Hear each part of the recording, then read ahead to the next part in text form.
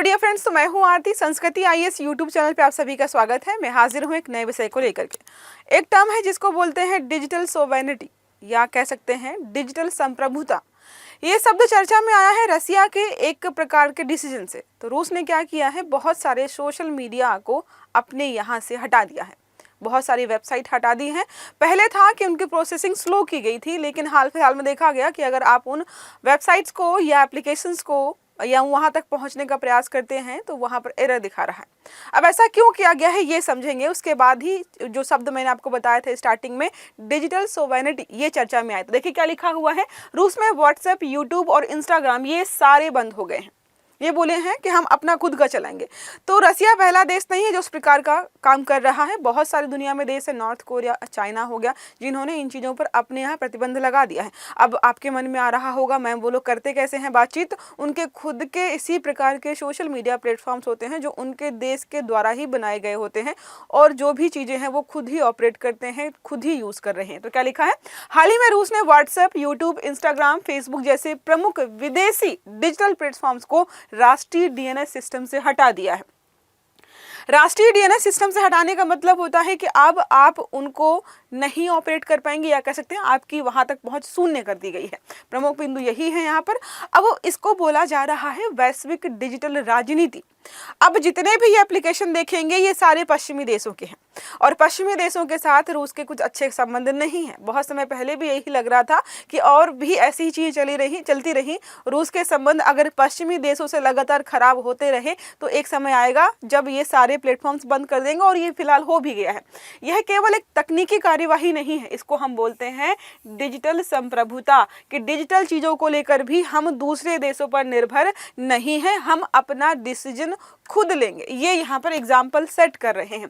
बात करते हैं सॉवरेन इंटरनेट के बारे में, ये क्या होता है।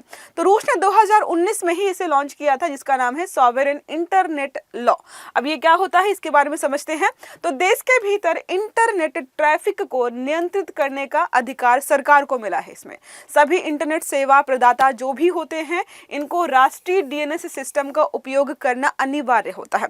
अगर ये नहीं इस्तेमाल करेंगे तो वैसे भी एक्सेस नहीं कर पाएंगे, और यहाँ पर सरकार के ऊपर आ जाता है कि अगर ये चाहे तो इस सिस्टम से उन प्लेटफॉर्म्स को हटा दे, और यही यहाँ पर किया गया है। ये यहाँ पर नाम है, सरकारी एजेंसी है जो कि इंटरनेट की सभी चीज़ों की निगरानी करती है। 2021 से रूस ने गूगल डीएनएस जैसी वैकल्पिक डीएनएस सेवाओं को भी सीमित यहाँ पर करना शुरू कर दिया था। बताया ना मैं शुरू में क्या था कि इन तक पहुंच जो है, या जब भी ये आप इस्तेमाल करते तो धीरे धीरे प्रोसेसिंग होती थी। अब हाल की कार्यवाही समझ ली है, ये मैक्सिमम बड़े बड़े सारे प्लेटफॉर्म्स बंद कर दिए गए हैं। अब जब आप मान लीजिए कि YouTube पे गए या Instagram पे गए, पहले तो इनकी साइट से नहीं ओपन हो रही, या किसी वेबसाइट पर गए और कोई IP एड्रेस सर्च करे, कोई वेबसाइट ओपन कर रहे हैं तो खुल ही नहीं रही है, एरर आ रहा है। अंतर्राष्ट्रीय मीडिया वेबसाइटें जैसे यहाँ पर BBC हो गया, ड्यूस्टेचे हो गया, वेले और रेडियो फ्री यूरोप, ये सब बंद कर दिया, नहीं मिल रहे हैं कहीं पर भी। टोर ब्राउजर जैसे गुमनाम ब्राउजिंग टूल्स भी यहाँ से जो है ब्लॉक कर दिए गए हैं। यह कदम पहले भी उठाया गया था, लेकिन तब इतना ज़्यादा नहीं था जितना फिलहाल अभी रूस ने यह फैसला किया है। बात करते हैं कारण क्या होंगे इसके। तो बहुत सारे कारण है, समझ लेते हैं। पहला है राष्ट्रीय सुरक्षा और सूचना नियंत्रण। तो यहाँ पे रूस सरकार को लग रहा है कि हमारे देश में रूस के विरोध में बहुत सारी चीजें पनप रही हैं, उनको हम कंट्रोल करना चाहते हैं। तो देश विरोधी गतिविधियों को कंट्रोल करना, राजनीतिक स्थिरता लाना कि भाई सरकार के खिलाफ कोई भी चीज यहाँ पर ना बढ़े। तीसरा है डिजिटल संप्रभुता, वो चाहते हैं कि घरेलू प्लेटफॉर्म्स को हम बढ़ाएंगे, बढ़ावा देंगे, जैसे चीन में होता है और उत्तर कोरिया में भी है, और भी देश हैं। भू राजनीतिक तनाव जो भी हो रहा है, तो पश्चिमी देशों के साथ जो तनाव बढ़ता जा रहा है, कल को वो कोई कार्यवाही करे उसके पहले ही हम इनको साइड कर देते हैं। ये यहाँ पर फैसला लिया गया है। प्रभाव क्या होगा, आंतरिक प्रभाव अगर देखें तो भाई यहाँ के जो लोग हैं उनकी पहुंच बहुत सारे सोशल मीडिया और अलग अलग देशों के साथ या दुनिया के साथ थोड़ा सा कटाव हो जाएगा, कनेक्टिविटी उनकी यहाँ पर बाधित हो जाएगी। डिजिटल व्यवसाय हो गया, कंटेंट क्रिएटर्स, मीडिया की स्वतंत्रता पर प्रश्न, ये सारे यहाँ पर समस्याएं होंगी। वैश्विक प्रभाव क्या होगा, इंटरनेट के बिखराव की प्रवृत्ति मजबूत हो जाएगी। अन्य देशों द्वारा भी डिजिटल नियंत्रण, अब देखो इसको जितने लोग जितने देश फॉलो करते होंगे, मानते होंगे कि रूस बहुत बढ़िया है, वो सारे कल को अपने यहाँ पर भी लागू कर सकते हैं। अब भारत के लिए सीख, हमारे लिए भी सीख यहाँ पर छोड़ी इन्होंने डिजिटल संप्रभुता। अब समय आ गया है कि हमें भी अपने यहाँ लागू कर देनी चाहिए। अभिव्यक्ति की स्वतंत्रता और राष्ट्रीय सुरक्षा के बीच हमें संतुलन बनाने की जरूरत है। अब क्या है, कोई भी व्यक्ति किसी भी सोशल मीडिया प्लेटफॉर्म पर कुछ भी बक देता है और उसका परिणाम होता है कई बार हिंसात्मक घटनाएं हो जाती हैं, बहुत उपद्रव मच जाता है। ये सब हमें कंट्रोल करना चाहिए। डेटा लोकलाइजेशन, जो कि हम काफ़ी समय जो है यूएसए की बहुत सारी कंपनीज के साथ विवाद करें कि भाई डेटा हमारे यहाँ स्टोर करो। कंपनी तुम्हारी वहाँ की है, लोग यहाँ के हैं, डेटा तुम यूएसए में जो है इकट्ठा कर रहे हो, तो इसको लेकर के भी विवाद चल रहा है।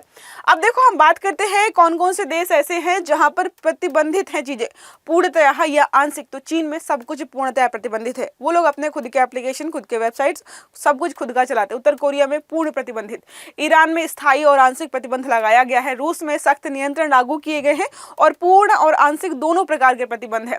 तुर्कमेनिस्तान में व्यापक प्रतिबंध, मतलब पूर्णतः प्रतिबंधित आप मान सकते हो। म्यांमार में सैन्य शासन के बाद प्रतिबंध लगा हुआ है। नेपाल में हमने देखा था, इसके बाद यहाँ की सत्ता ही परिवर्तित हो गई। बांग्लादेश में अस्थायी स्थिति आधारित रोक लग जाती है, कभी लगेगी कभी हट जाती है। अब बात करते हैं हाल फिलहाल में हमने देखा था नेपाल का, जो सबसे लेटेस्ट था। उसके बाद तुर्की में हुआ, थोड़ा बहुत यहाँ बैन किया गया था। ऑस्ट्रेलिया में 16 वर्ष से कम आयु के बच्चे हैं जो भी, उनका जो एक्सेस है टिकटॉक, फेसबुक, इंस्टाग्राम, यूट्यूब में सीमित कर दिया गया है, बंद कर दिया है। मलेशिया में प्रस्तावित आयु आधारित प्रतिबंध है कि भाई इस उम्र से लेकर के इस उम्र के बच्चे देखेंगे नहीं देखेंगे। चेक गणराज्य में विचाराधीन आयु आधारित प्रतिबंध यहाँ पर लगाए गए हैं। ये सारा अलग अलग देशों में है। अब कुछ देख लेते हैं व्हाट्सएप, यूट्यूब, इंस्टाग्राम और फेसबुक कब आए हैं। तो सबसे पहले का, इसके पहले भी आए हैं। तो व्हाट्सएप 2009 में आया है, मेटा का है। इंटेंट मैसेजिंग ऐप है, मैसेजिंग के तौर पर ही आता लोग इस्तेमाल करते हैं। टेक्स्ट, वॉइस, ऑडियो वगैरह, वीडियो कॉल या चैट ग्रुप हो गया, इसको आज तक कोई रिप्लेस नहीं कर पाया है। बहुत सारे प्लेटफॉर्म्स आए, स्नैपचैट भी आया, टेलीग्राम भी आया और भी बहुत आया, लेकिन इसने जो भारतीयों के दिलों में जगह बनाई है, जो फैमिली ग्रुप्स बनाए हैं, वो आज तक कोई कर नहीं पाया है। विशेषता है इसकी एंड टू एंड इनक्रिप्शन।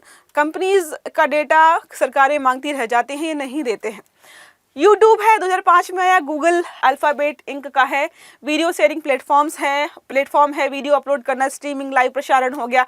दुनिया का सबसे बड़ा वीडियो प्लेटफॉर्म, मतलब सबसे ज़्यादा तो यही वीडियोस मिलते हैं। इंस्टाग्राम 2010 में आया। मेटा का है, फोटो वीडियो शेयरिंग ऐप है। पोस्ट, स्टोरी, रील्स, टैग, जो भी आप जानते ही हो क्या क्या करते हो, जो भी मन करे करो। फेसबुक 2004 में आया। मेटा का है, सोशल नेटवर्किंग साइट है ये। सोशल नेटवर्किंग, दुनिया यहाँ से जुड़ते हैं। Post sharing, group message, page, messenger सब यहाँ पे काम करता है। विश्व का सबसे बड़ा सोशल नेटवर्क है, सबसे पहले तो यही आया था। अब एक प्रश्न हमारा है, रूस ने हाल ही में किन प्लेटफॉर्म्स को राष्ट्रीय डीएनएस सिस्टम से हटाया है? प्रश्न है टेलीग्राम और सिग्नल, दूसरा है व्हाट्सएप, यूट्यूब, इंस्टाग्राम और फेसबुक, तीसरा विकल्प है टिकटॉक और स्नैपचैट, और चौथा और आखिरी है जूम एंड स्काइप। तो सही आंसर देना है आपको कमेंट बॉक्स में। आई होप ये आर्टिकल आपको समझ में आया होगा। अगर वीडियो अच्छा लगा है तो लाइक करना है, चैनल को सब्सक्राइब करना है, बेल आइकन भी दबाना है ताकि इस प्रकार के सभी आर्टिकल्स आपको समय पर मिलते रहें। तो अच्छे से पढ़िएगा। Have a good day. Thank you.